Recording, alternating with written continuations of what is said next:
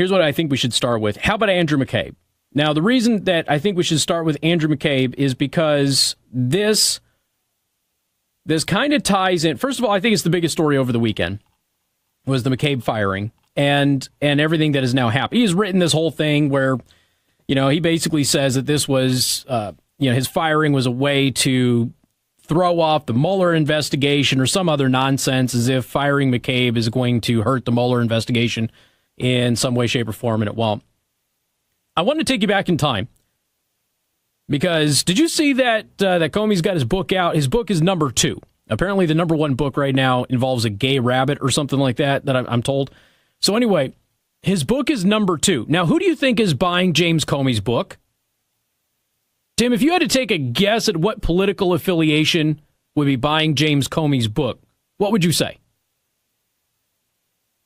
Would you say it's people on the right? Would you say it's people on the left, people in the middle? Which one do you think is most likely to be buying James Comey's book?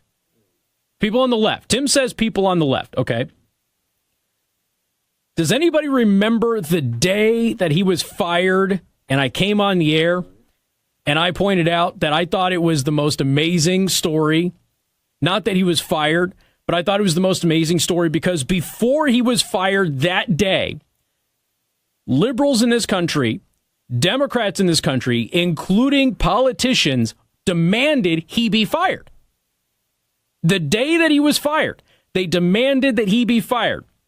Now, up until that point, there had been this love-hate relationship with Comey. 1 week he said something and then you loved him. And that's the right and the left. The next week he said something and then you hated his guts and he was biased for the other side, right? Do you remember why liberals hated James Comey the day that he was fired, the morning that he was fired? Do you remember why? James Comey got caught lying about how many classified emails were on Uma Abedin's laptop. Do you remember that? Now, you could say that he misremembered, but let's not forget that if you misremember when the FBI is talking to you, you have been charged with a felony because you've now committed a felony against the FBI. You've lied to the FBI. So you're not allowed to misremember anything if you're with the FBI, okay? That's just not how it works. So James Comey lied about how many classified emails were on Uma Abedin's laptop. When we discovered that morning, the entire left political spectrum of the United States of America demanded that he be fired. Demanded it. He was corrupt. He was going after Hillary Clinton's staff. He was doing everything he could to help Trump win and make Hillary Clinton lose. This was verifiable proof that everything that he had done leading up to the election to sabotage Hillary Clinton and give Trump the win, it had been manifested in his lie about how many classified documents were found on Uma Abedin's laptop. Remember that? Now, that was the morning that he was fired. Donald Trump fires him. This is a travesty of justice. He should never be fired, ever. This guy is an honorable man. He is the most honorable man to ever head the FBI, ever. And he's super tall. That's what everybody was saying. It was the same exact day, folks. The same day. And I think I cracked the microphone that day laughing hysterically. It was hysterical. Whether I did the show the day that he was fired or the day after, I don't remember which one. But it was hysterical. The same people who were calling for him to be fired, James Comey, to be fired that morning, were people defending James Comey that afternoon and that evening and have been defending him ever since. Almost all of the people buying his book. Now, there's some people like me who'll go out there and buy it just because we got to read it for work and stuff like that. But the people who are buying it just to buy it, right? Vast majority of them are going to be liberals who want to read James Comey's book about how horrible Donald Trump is, when those are the same people that were demanding that James Comey be fired the day that he was fired. Isn't that interesting? Do you realize? Now, I know that having a psychology degree is by and large a useless waste of your time and money, okay? Psychology degrees rarely pay off in the professional world. Rarely. Doesn't mean they can't. They obviously can if you go into the field, but they rarely pay off. Most people get a psychology degree, never go into the field, and it's useless, right? It's like a liberal arts degree. It doesn't do you any good. You get to say you're educated, but you're not. You get to go out there and be saddled to debt and, serve me a large dipped chocolate cone at Dairy Queen. Not that anything's wrong with that. Those are fine people doing that. But isn't it interesting If you had a psychology degree right now, you could not live in a better time to study the human mind. You could not live in a better time. So Rex Tillerson, right? Just to highlight my point, and I promise we'll get back to McCabe. When Rex Tillerson was hired by Trump, you know what Nancy Pelosi did? She decried it as a horrible hiring. When Rex Tillerson was fired by Trump, you know what Nancy Pelosi did? She decried it as a terrible firing. Which one is it? If you hire the guy, it's the worst decision ever. And if you fire the guy, it's the worst decision ever. Everybody demanding James Comey be fired that morning that he was fired, then defended James Comey that evening after he was fired. But a few hours ago, you demanded he be fired. I was taking people's tweets. I was reading them on the show. The same people, verified Twitter accounts. This is what they said at 10 a.m. This is what they said at 4 p.m. It's the same person. It's the opposite thing. So Andrew McCabe, folks, he gets fired. The president didn't recommend it. The president's not the one that went out there and said this guy needs to be fired. We've been talking about McCabe possibly being involved in something very shady for months now, okay? Months. And Andrew McCabe was recommended to be terminated by the FBI's Internal Affairs Division and the Inspector General of the United States, not by Donald Trump. You understand that? You realize this is a guy who's approaching retirement. He's days away from retirement. And the FBI says he's going to be gone. They don't say he's going to be gone in a couple of days. Let's just give the guy a pension and let him go away. They don't say that. They say he needs to go. You need to fire this guy now. Now, here's the thing. We don't know everything illegal that he did. There is now a rumor, okay, which is unverified, but seems like it's showing up in a lot of places where officials might have knowledge. There's a rumor that McCabe is going to be criminally charged. Do you know that? Do you know that? Or is the media not doing any stories on that? There's one other thing about Andrew McCabe, ladies and gentlemen, that you need to know. Andrew McCabe was under investigation before Donald Trump became president. I'm going to say this again. Andrew McCabe, who the president didn't recommend firing, who the president didn't fire, Andrew McCabe was recommended to be terminated by the FBI's own internal affairs and the Inspector General of the United States. And Andrew McCabe was under investigation before Donald Trump even became president, which suggests this guy has a long, rich history of being a pile of garbage. I want you to just think about that. Just sit there and emanate. I know it's Monday. Just emanate in it for just a little bit. I know people have been talking about the analytics firm for Facebook and things like that. And you've got numbers going around your head. Forget about the numbers. Andrew McCabe, who we have been talking about for months as possibly having some illegal behavior in his past. Andrew McCabe was under investigation before Donald Trump became president. Now, when you throw in there that you have members of the media openly lobbying politicians to hire Andrew McCabe so he can keep his pension. I want you to think about this. This is actually happening. Cameroto, I believe, did it. Openly lobbying politicians to hire McCabe so he can keep his federal pension by being an employee of the federal government. So if he's hired on as a staffer, he gets to keep his pension. Members of the media doing that. There can be no more veil of nonpartisanship. If members of the media are openly campaigning for somebody who has been under investigation for years, who has possibly facing criminal charges, who the FBI themselves wanted fired instead of just getting him out the door with his pension. And these members of the media want this guy to get a job with a politician, and they're lobbying for it publicly and openly so he gets to keep his pension?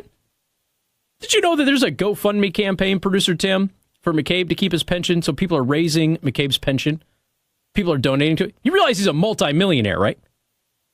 He's a multimillionaire. You know who does need your money? The kid who's fighting leukemia or something. All right? Give your money to that cause. Don't give your money to Andrew McCabe. Trust me, he's not going to hurt financially.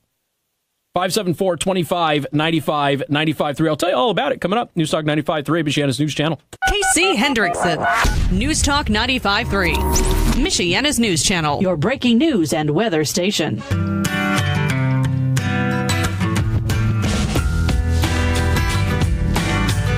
And good afternoon. Thank you for tuning in. News Talk 95.3, Michiana's news channel. I'm your host, Casey Hendrickson. Phone number 574-25-95-95.3. Producer Tim screening your phone calls, taking your traffic updates. If you have any traffic, please let us know. And traffic is driven by R&B Car Company, locations in South Bend and Warsaw. R&B Car Company are your used car experts. Got a text message that says, Casey, McCabe just became the political version of Colin Kaepernick. I mean, this is what's so funny about this, okay? We used to, in this country, have at least the mentality that, all right, so we've got our respective camps, but somebody could woo us, if maybe our camp didn't put up the right candidate, or the world necessitated a different viewpoint than we might have.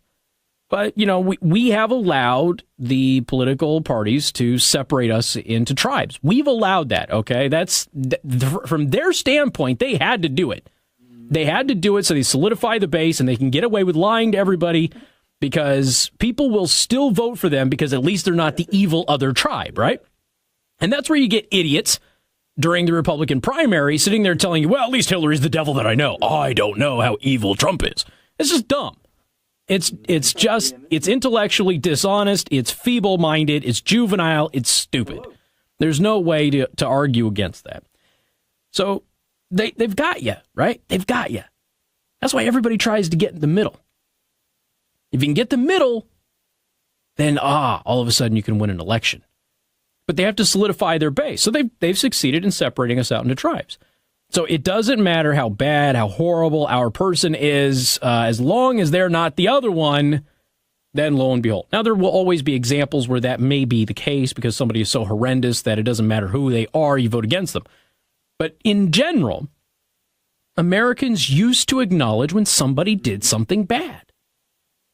It didn't matter if they were a Republican or a Democrat. It didn't matter which agency or organization they belonged to. If they did something bad, we all acknowledge they did something bad and they had to be disciplined or punished, right? It isn't that way anymore. James Comey did a lot of things bad. A lot of things. But because he doesn't like Trump, the same people who hated his guts for months and months and months and called for his firing now all of a sudden think he's a folk hero. Andrew McCabe did a lot of things bad and potentially illegal. And because he hates Trump, people are treating him like a folk hero. These are people who abused their authority, folks. These are people that we entrust with defending the Constitution of the United States of America. They take an oath. We put them in office. We give them tremendous power that nobody else has. And they turned their technology on us. On us. In violation of the law. And then they got caught, and the FISA court admonished them for it, and they admitted that they were breaking the law, and then they apologized. And we still have people excusing their behavior. Why? Because they don't like Trump. Are you serious? Folks, why can we not bring ourselves to look at somebody as being bad and just say, person did some bad things? I don't care who he likes. I don't care who his friends are. I don't care who he voted for. He did bad things, and I don't want him around anymore. Why can't we just do that anymore as a country? Why is it that we have to excuse bad behavior? And I'm not talking like you don't like their attitude or personality. I'm talking about illegal, criminal, immoral, bad behavior. Why is it that we can excuse that now? Just because they're in our tribe? Or they benefit our tribe? Or they help our tribe? It's like this Michael Wolff book, this Fire and Fury nonsense. The book has been totally debunked. And people are still out there thinking it's some kind of a a dossier or accurate account of Trump's administration. It's not. It's a bunch of lies.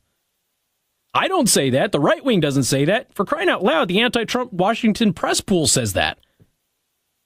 It's nonsense. So much so that Michael Wolff is pretending to have technical difficulties when people call him out on stuff that has been verified as being untrue. But people are still buying his book. Oh, this man is amazing. What? Why? He's a liar. He just defrauded you. He told you a bunch of stuff that isn't true. So you would give him money. You know, we used to throw people like that in prison, right? We used to admonish people like that. So here's Andrew McCabe, who was under investigation before Trump was even president. And they're trying to say that Trump, and McCabe's trying to say, Trump only fired the guy. Trump didn't fire him, by the way. Trump fired the guy because he's trying to prevent the Mueller investigation from going forward. What, the Mueller investigation hasn't found anything yet? The Mueller investigation that's not going to be hampered in any way, shape, or form by McCabe's firing? Unless McCabe was doing things that he wasn't supposed to be doing to help the Mueller investigation. Instead of the Mueller investigation being a legal investigation, was McCabe doing some stuff that he shouldn't have been doing? There's an attorney out there who is saying that when McCabe fired off his little social media diatribe letter, that he may have incriminated James Comey. There's a possibility that McCabe incriminated James Comey. Good Lord. Hey, producer Tim, cue up my audio. I want everybody to listen to this, because this is the Federalist senior editor. This is Molly Hemingway. Okay, she went on with Fox News, and she wanted everybody in the media. She's like, look, the media's got to cover this story right. This is what she had to say. What's really important, I think, is that the mainstream journalists tell this story accurately, that Andrew McCabe was under investigation before Trump was even taking office, that the Office of Professional Ethics found that he was in need of being fired. Yes, there are a lot of other issues. I mean, he was clearly involved in quite a few leaks during the Trump administration, and I think Trump takes that quite personally. But this is separate from that. This is about the FBI's career personnel in the Office of Inspector General and Office of Professional Responsibility saying this guy should be fired. Do you realize the guy who is investigating this dude, Horowitz, was an Obama appointee? Obama has more fingerprints on McCabe being fired than Trump has. And people are trying to make this into some stupid conspiracy. There's no conspiracy. He did bad things. Do you remember whose office Peter Strzok and his side piece, Lisa Page, were in when they were talking about a backup plan? Do you remember whose office that was? Andy's office. Who's Andy? Andrew McCabe. They were in his office discussing this when these text messages and everything were floating through. This is a guy who is not a good man, who has been engaging in illegal, potentially behavior, most likely illegal behavior, certainly violations of FBI policy behavior, before President Trump was even in office, and has been investigated for those crimes or misdeeds before Trump was in office by an Obama appointee under Obama's administration, and ultimately was fired because of all of that, not because there's some conspiracy against Mueller. We've got more coming up. News Talk 95.3, Michiana's news channel.